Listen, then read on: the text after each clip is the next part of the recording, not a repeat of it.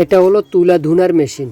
আপনার নষ্ট তুলা, পচা তুলা, যত তুলা আছে, ভালো তুলা যা আছে, হ্যাঁ, এই মেশিনে ফিট। এটা ব্লেড দেখছেন বাবা, কি ভয়ঙ্কর ব্লেড। দেখি, আমরা আসলে কখনো দেখি নাই এটা, আজকে একটু দেখব। চিচিং পাক টাইপের এই মেশিন, এটা দিয়ে তুলা পিটা হয়। কিন্তু মেশিনে ফিটবো এটা লাইনে কই মেশিনে তারা বাবুরে লগে লই আগে তো মেশিন আছিল না মনে কেন। হ্যাঁ হিকিনছ আপনার ঘরে যখন ওই ল্যাপ কিংবা তোষক বালিশ যেগুলো নষ্ট হয়ে যাবে বা এটারে নতুন করে আবার রেডি করতে চাইবেন, তখন এদেরকে ফোন দিলে এরা আসি আবার আপনার ওই পুরান ল্যাব যেটা আছে, যেমন আমার একটা ল্যাব পিডি পাড়ি এটারে ঠিক করব।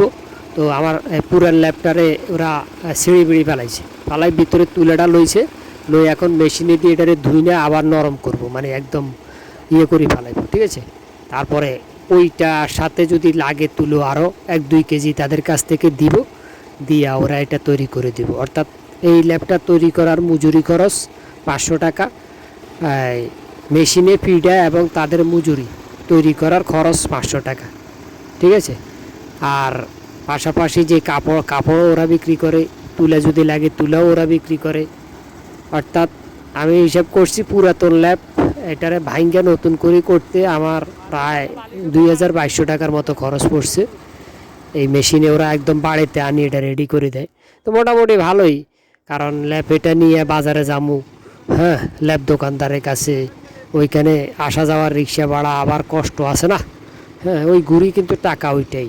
তো বাড়িতে আসি এরা কাজটা করে দেয়, এই দিক দিয়ে ভালো, কোনো চুরি চট্টামি নাই আর কি। তো তুলাগুলো একবার পিড়ি লইছে, এখন আবারও পিটবো। মেশিনে 2-3 বার পিটে, যতক্ষণ পর্যন্ত না এগুলো একদম তুলে হয়, ঠিক আছে। তো তুলার কেজি ধরে 150 টাকা এই জাতীয় তুলা।